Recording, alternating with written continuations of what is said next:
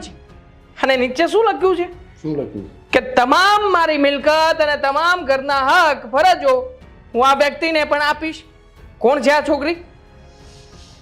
જો તું જે સમજે છે ને એવું કઈ નથી. અરે શું એવું કઈ નથી પપ્પા.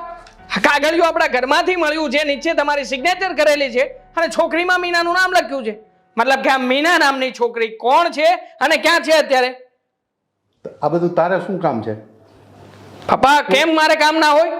હા, ઘરની મિલકતની વહેંચણીના વિશે આમાં લખ્યું છે. ઘરની મિલકતમાં ભાગ બીજા વ્યક્તિનો કેવી રીતે હોઈ શકે? કેવી રીતે પાડો તમે ભાગ? મને પૂછો ને તમે. એટલે તું એટલો મોટો થઈ ગયો કે આ ઘરના બધા હિસાબ કિતાબ ને આ જૂના કાગળિયા તને કોણે કીધું તું પેલા અડવાનું? સારું થયું, મારા નસીબ સારા કે આજે મારી ફાઇલ ખોવાઈ ગઈ અને જ્યારે હું મારા ડ્રોવરમાં ચેક કરું છું ત્યારે અચાનક ઘણા બધા કાગળિયાની નીચે આ કાગળિયો દટાઈને કોકે છુપાવીને મૂક્યું હતું અને એ કાગળિયું મારા હાથ લાગ્યું. બોલો, આ કાગળિયામાં જેનું નામ છે એ છોકરી કોણ છે અને ક્યાં છે? પણ એમાં આટલા બધા દેખાડા શું કરે છે તું? આ બધું પૂછવાનો અધિકાર તને કોને આપ્યો? પપ્પા તમારો દીકરો છું અને તમારા દીકરા તરીકે દરેક વસ્તુ પર મારો જ હક રહેશે. હા, કોઈ પારખી આવેલી છોકરીને હું ક્યાંય પણ કોઈ પણ ભાગ આપવા તૈયાર નથી અને આપવાનો પણ નથી. તારી માઈ છે ને ભૂલકની, કીધું તું મારા કબાટમાં આ કાગળિયો મૂકજે, એને તારા કબાટમાં મૂકી દીધો. મતલબ કે મારા મમ્મી અને તમારી બંનેની મિલી ભગત છે આમાં? હે? હા, તમે લોકોએ પ્લાનિંગ કર્યું હતું ને? શું થયું છે? કઈ નહીં બેટા, એને બસ કોઈ પણ વાતે ગુસ્સો કરવો છે. બાપને કેમ ગુસ્સો કરીને બાપ આરે હરખી હરખી રીતે વાત પણ નથી કરવી, પ્રેમથી નથી પૂછતો શું છે શું છે. બાપાએ કાંડ જેવા કર્યા હોય તો એવી રીતના જ પૂછવું પડે. પણ શું થયું છે? વાત તો કર. કેમ ગુસ્સો કરે છે? વાંચ, તને વાંચતા આવડે છે, વાંચી લે. મીના નામની છોકરી કોઈ આશ્રમમાંથી આપણા ઘરમાં આવી છે અને એને પણ પપ્પા બધી જગ્યાએ હક, હિસ્સો અને ભાગ આપવાના છે. આ કઈ સમજાણું નહીં પપ્પા. શું છે આ બધું? કોણ છે?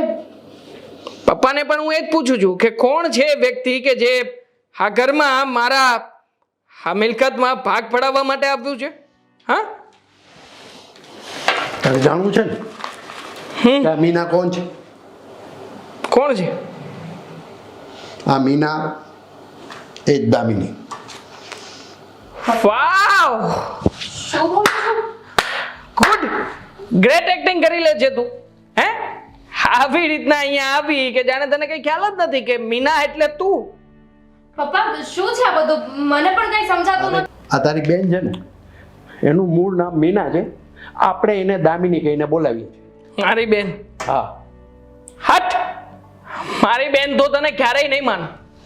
સાંભળે છે ને, મારા બાપાએ તને આશ્રમમાંથી દત્તક લીધી છે, દત્તક. અને આ મીના એ બીજે ક્યાંયથી નહીં પણ કોઈ આશ્રમમાંથી આવી છે. એટલા માટે આ ઘરમાંથી એક પણ રૂપિયો તને ક્યાંય પણ મળવાનો નથી. ભાઈ પૈસાની વાત જ નથી. એ પપ્પા આટલી મોટી વાત. ભાઈ ક્યાંથી? તારો ભાઈ ક્યાંથી? હું તારું અને મારું લોહી એક નથી. આવી છે કોઈના બીજાના લોહીમાંથી. બસ કર દેવાન, શાંતિ રાખ હવે. શાંતિ તમે રાખો પપ્પા. અત્યાર સુધી આટલું મોટું સત્ય તમે છુપાવીને રાખ્યું. પૂછી શકું શું કામ છુપાવ્યું તું? હે? કારણ કે એને બાપ તરીકેનો બધો પ્રેમ હું એને આપવા માંગતો હતો. અને હા દામિની બેટા, નામ બદલાવાથી અમારો પ્રેમ ઓછો નહીં થાય બેટા. તું છે ને જરા એવું મનમાં ઓછું નહીં લગાવતી. લગાવજે અને પહેલી તકે નીકળી જજે મારા ઘરમાંથી. આ ઘર તારું નથી. એવું કહેવા વાળો એનો બાપ હજી જીવે છે. ક્યાંથી એનો બાપ? હે, તમે એના બાપ નથી. એનો બાપ કોણ હશે, ક્યાં હશે, કોને ખબર? અને શું કામ ને આને આશ્રમમાં મૂકીને જતા રહ્યા હશે એ નથી ખબર. બસ કરે દેવાન, કેટલુંક સંભળાવવાનું છે હવે તારે એને? હું લાવ્યો છું એને, ઈ આયા નથી આવી. એને હું લઈ આવ્યો છું આશ્રમમાંથી. તારે કોઈ બહેન નહોતી ને, એટલે બહેનનો પ્રેમ મળે ને એ માટે હું એને આશ્રમમાંથી લાવ્યો છું. પણ એને મારી સગી દીકરી કરતાં વિશેષ મેં આ ઘરમાં રાખી છે. અને કોણ જાણે તારા હાથમાં આ કાગળિયું આવી ગયું એમાં તો જાણે આખું ઘર માથે ઉપાડ્યું. જોઈ લઈશું બધાને. દામિની બેટા, તું તું મનમાં આવું કઈ લેતી નહીં. આ બધું તો અમે તને એટલા માટે જાણ નહોતી કરી કારણ કે અમારે તો તને ખબર જ નહોતી પડવા દેવાની. બેટા, તું જરાય ઉપાધિ નહીં કરતી. તને પહેલાની જેમ જ આ ઘરમાં પ્રેમ મળશે.